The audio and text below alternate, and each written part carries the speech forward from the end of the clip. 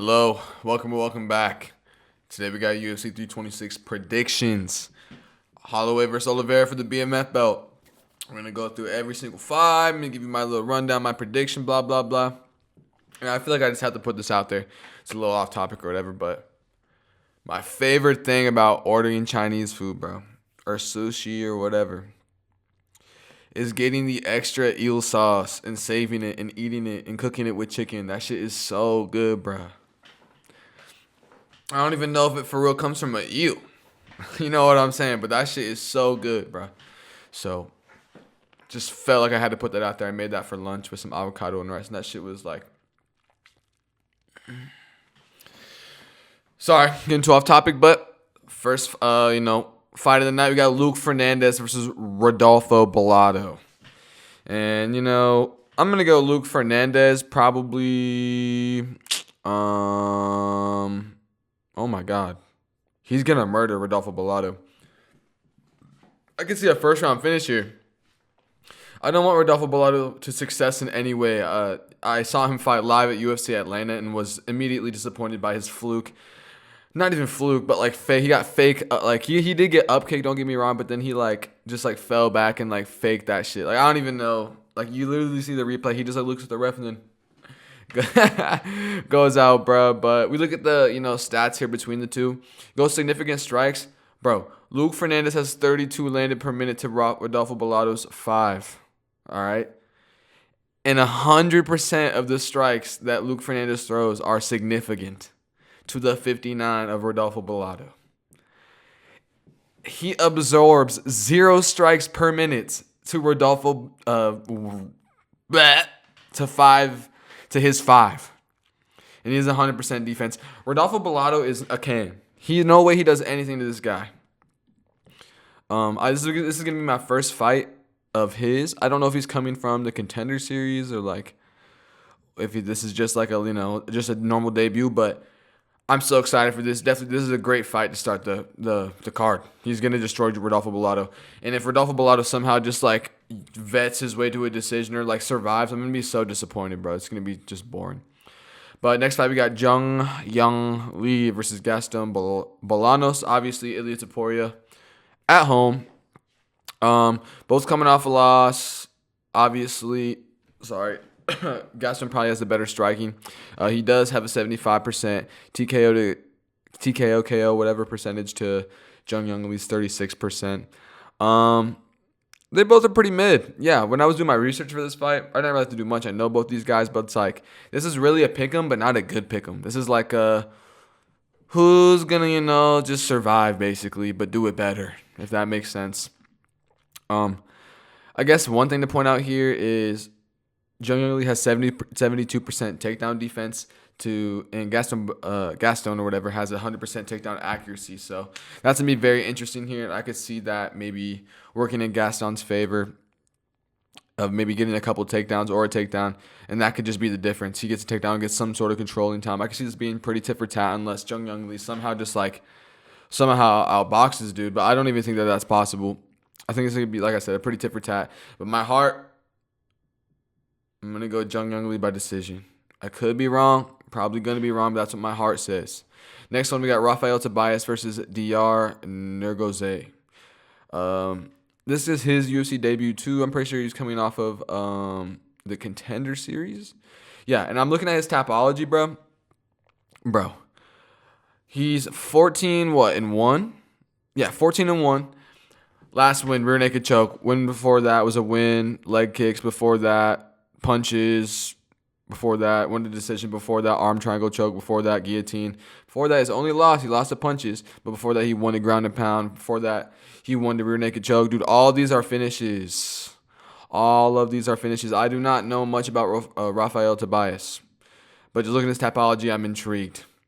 DR Nergoze, I looked at his Tapology, and it was really nothing crazy. He's coming off 2 losses. He got submitted twice, so I think the only logical decision here is Rafael Tobias by submission. I think he's going to find that, expose that. So look at their grappling stats here to see whatever. Ooh. So Rafael Tobias obviously has a 3.98 whatever submission average compared to, DR's 0. But DR does have 100% takedown accuracy and takedown defense. So Indy averages 2.5 takedowns per fight, and Rafael averages basically 4. But they both have 100% takedown accuracy. This is gonna be a good scrap, man. DR could either surprise us and show Rafael that upper level of what the UFC does bring, because this is UFC debut or whatever.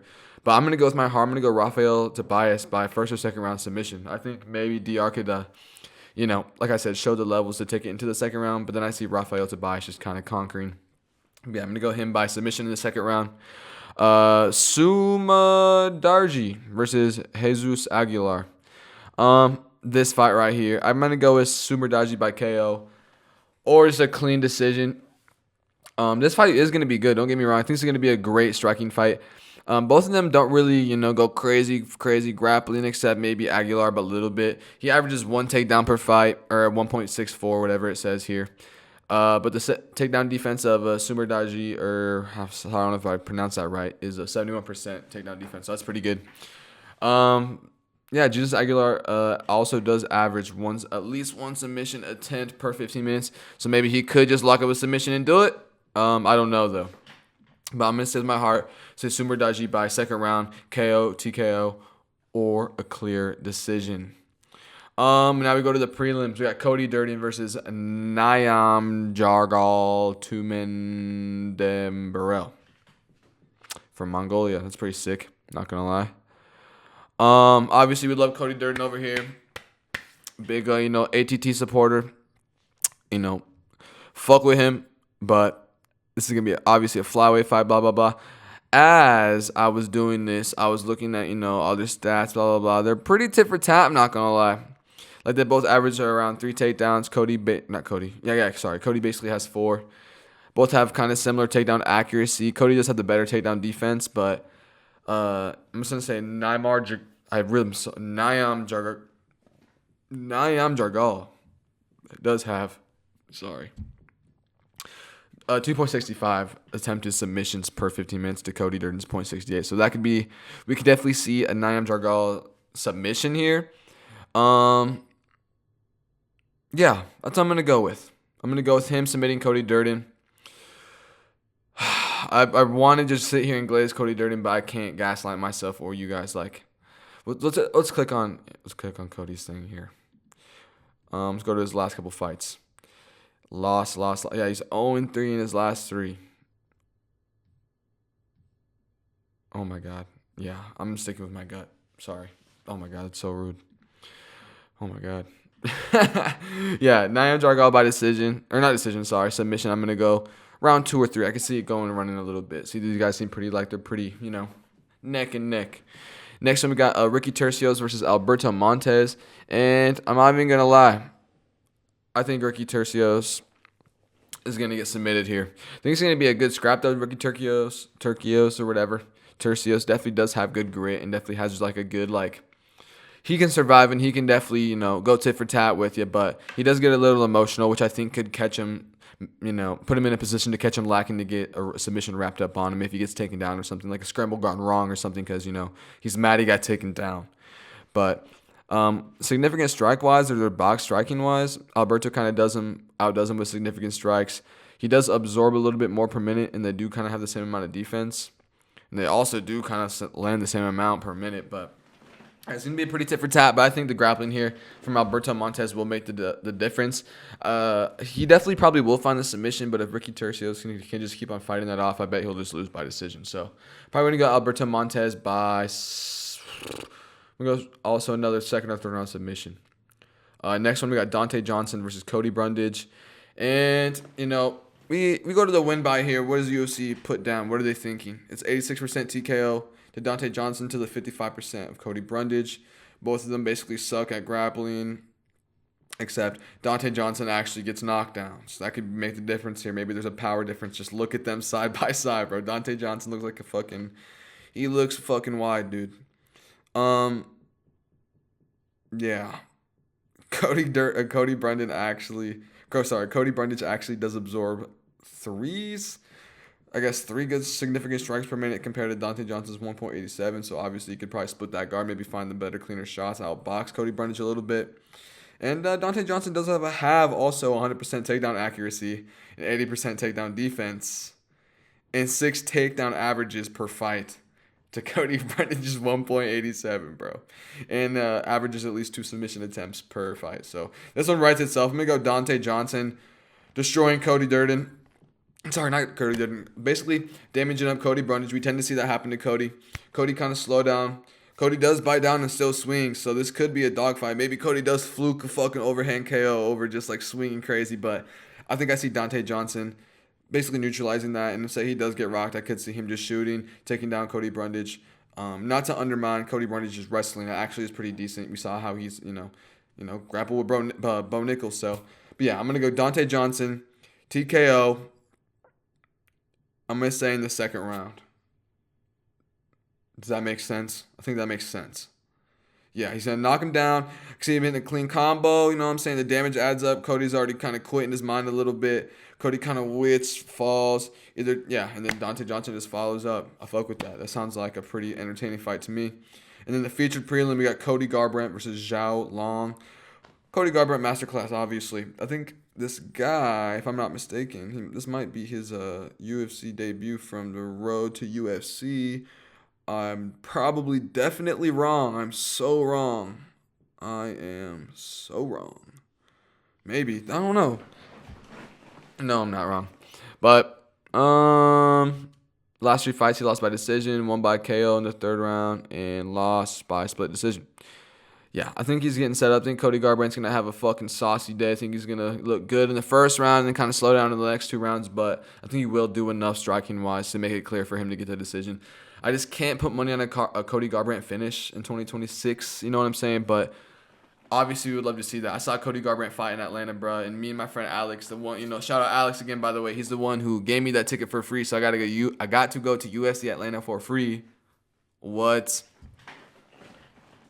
Anyway, and then we saw basically prime Cody Garbrandt for 1 round, and we were sitting there cheesing, even though he looked like shit the next 2 rounds. But I think it's going to be a copy and paste thing from his last fight. I think he'll win by decision by making the boxing clear.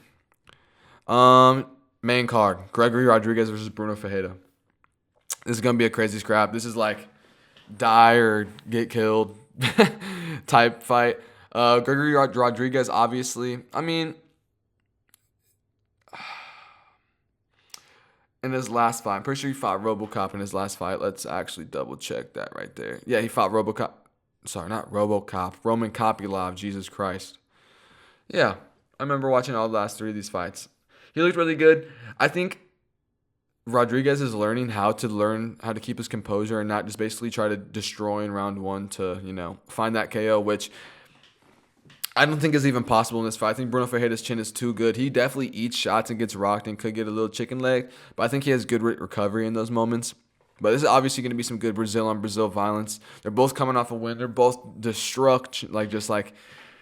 they both go for the kill, bro. I could see them both bleeding. Like, the Mark Vlogden fight that was on the fucking Dana White Contender Series where he had like a hole in his face right here. Like, I could literally see Gregory Rodriguez having his fucking eyebrow like split open crazy, like how he did in that one fucking fight against, I don't know who it was against, but you know what I'm talking about, where he got kneed in the fucking face and he had to he was so disgusting. But my prediction, because I don't think this is going to be too much grappling. I think this is really going to be a good, stand-up. I don't does it go to a decision? Maybe. That's honestly a smart outcome. If it does go to a decision, I do see. This is literally so crazy. I don't know. I'm gonna go decision. Bruno Ferreira out rocking Gregory Rodriguez in the moments where it matters. Maybe even getting 1 or 2 knockdowns. Maybe. But I do see Gregory Rodriguez not making it an easy fight. But yeah, I'm gonna go Bruno Ferreira by decision, and this one's going to be a crazy fucking scrap to start off the main card.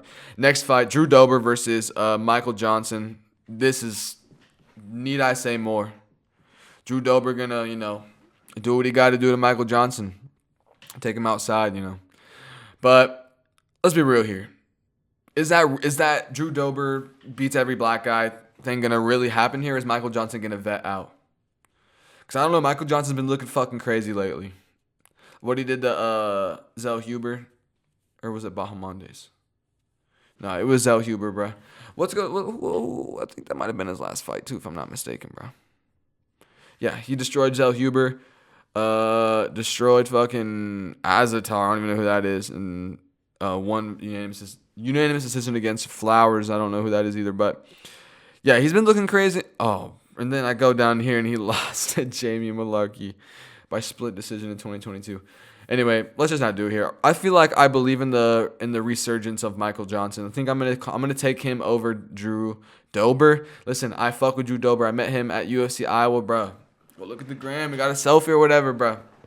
But I just think, who was that one fight? Who did Drew Dober just fight that he got like fucking destroyed and then literally kept on trying to fight again? It just looked bad because the fight was over. Oh yeah, that was Manuel Torres, bro. Oh my god. And then he beat Kyle Prepelec by third round TKO. I think I remember watching that fight. Yeah, I'm gonna go Michael Johnson. He just looks like he's the more promising pick. I could see him TKOing Dober, but I want to say that. But I think this fight's gonna go to a decision, and I could see it going to a split decision. This fight will be close. Like, they both got crazy chins on them. I guess Michael Johnson's chin probably is less intact than Drew Dober's. Just look at him. But Michael Johnson's still a pretty trusty pick here. And I'm going to go him by decision, by split decision. I think this is going to be a close one. I think this is going to be good. Then we got the featured fight, Rob Font versus Raul Rosas. This is like the fucking 8th time I've seen them try to reschedule this fight. They really want this fight. Get Raul Rosas in the top 15. But will he out-grapple Rob Font, or will Rob Font out-vet him, stuff the takedowns, scramble out, and outstrike him into a decision? I don't know. I really don't know who to pick, or what like the educated pick is here. I'm just going to go with my heart. I'm going to say Raul Rosas Jr. does it by decision. Basically just smudges the whole time, gets a good amount of his like submission attempts, maybe not the cleanest ones, but they're still there. That means something. Definitely going to out-smudge Rob Font. I think he'll definitely get touched up. He'll definitely will get outboxed on the feet, but then that's when he'll want to shoot in, and I could see him finding some success doing that. So I'm going to go Raul Rosas Jr. by decision here. I don't really see either of them getting a finish. I don't see him really submitting Rob Font. I think he's just too much of a vet to really let that happen to him. But that could happen as well. I'm not trying to sit here counting that out, but yeah, I'm going to go Raul Rosas Jr. by decision. Co-main event. The fake co-main event. Fake one. Kyle Bravo versus RDR. Oh, I don't know. I do not know. Both coming off a loss. Obviously, Kyle Bravo lost to Imavov by decision. And then, RDR didn't get up against Brendan Allen. That's fucking insane. But I don't know. I think everyone thinks that RDR's grappling might be the difference here. But I think Kyle Bravo can definitely, he can chill. He can chill on the ground with RDR. I don't think it's going to make that much of a difference. I think it's going to be a mainly striking fight. I could definitely see them going to the ground once or twice, but I could definitely see it getting back up, or maybe they go to the ground and then like the round ends and they start on the feet again. But I don't know. I think RDR is not going to want to grapple as much this fight. He really knows that that's his gas tank every time he tries to, do all that. But do we go Kyle Bravo by decision or RDR by decision? Or does Kyle Bravo somehow knock out RDR? I don't know. I don't even see that either. Like, if we go to the win by here, they're both significantly pretty low. Like, this honestly has a decision row all over it, except RDR could find the sub. Like, they both barely get knockdowns.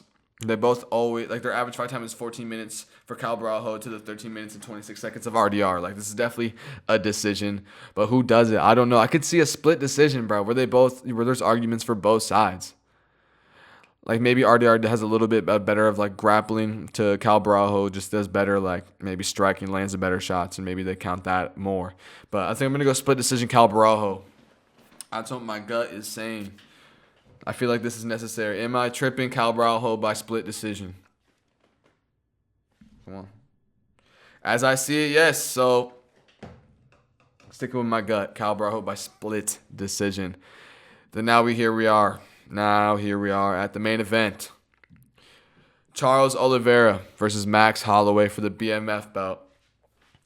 Both coming off a win. Charles beat Gamrot. Max beat Dustin. I don't think there's really title implications on the line for Charles, but there definitely is for Max, bro. Because he has history with Ilya and Gaethje. Bro, Max is just in the perfect position to do whatever the fuck he wants. But To break it down. I'm going to start off my prediction, and then I'll tell you why. I think Max Holloway by unanimous decision. I could see a 48-47 where he wins 3 rounds, outpacing Charles, landing the better shots, maybe stuffing a couple takedowns, but definitely getting taken down, controlled a little bit, which I think that'll happen in the rounds where they give Charles, because maybe he'll get a knockdown into, just like, he'll get a knockdown into a takedown, if that makes sense, and kind of just like hold him down and try to work towards a submission from there on the ground. But I don't see Charles knocking down Max like that. Not to undermine Charles' striking. Like, bro, Charles has good Muay Thai striking. Like, he's a complete MMA fighter now, not just a jiu-jitsu guy. So I don't want that to come back and bite me in the ass. But I think the defense of Max Holloway is too good. The head movement, just the boxing all around, the footwork, everything is just too technically sound for, Charles to have like a field day with him. Like, that's just impossible. But I think Charles will lock in a couple submissions here, but I think Max will survive. I could see, having a submission locked into the end of maybe, like, I don't know a specific round, but just towards the end of the round, and then, Max survives, and then that's the reason Charles wins a round or whatever. But I don't know. I just think I see Max making it clear on the feet, definitely getting touched up, definitely some blood. Their faces are definitely going to be swollen. I don't see them finishing each other. I think Charles is, Max ain't Ilya, bro. Like, I don't see him sleeping Charles, bro, with a fucking 2 and then a hook to the neck, basically. But yeah, I'm gonna go Max Holloway by decision, only because I want to see the last 10-second point down. Like, we're all in that same position. We all want to see that. That's not, crazy to say, but like in that 10 seconds, bro, how do we see this going down? I think they're gonna be close. I see I see Charles trying to throw some like straight up elbows to split the guard. I could see him popping a knee. I could see Max trying to like roll with a punch in the moment, but Charles popping up a knee and catching Max bad. You know what I mean? I don't know. Because I definitely know just like the IQ from Charles is like, yes, we're going to have 10 seconds here. Why would I sit there and box with him?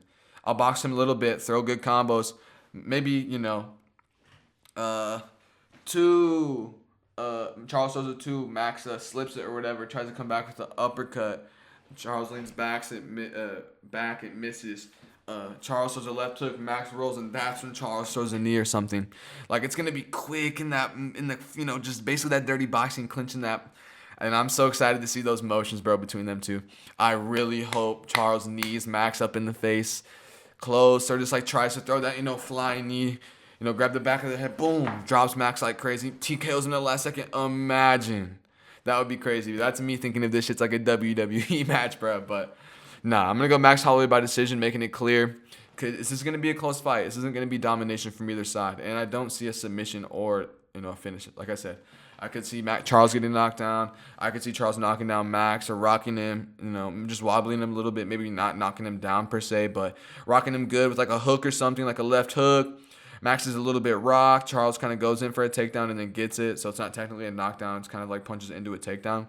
But yeah, bro, this is potential to be fight of the year written all over it, bro.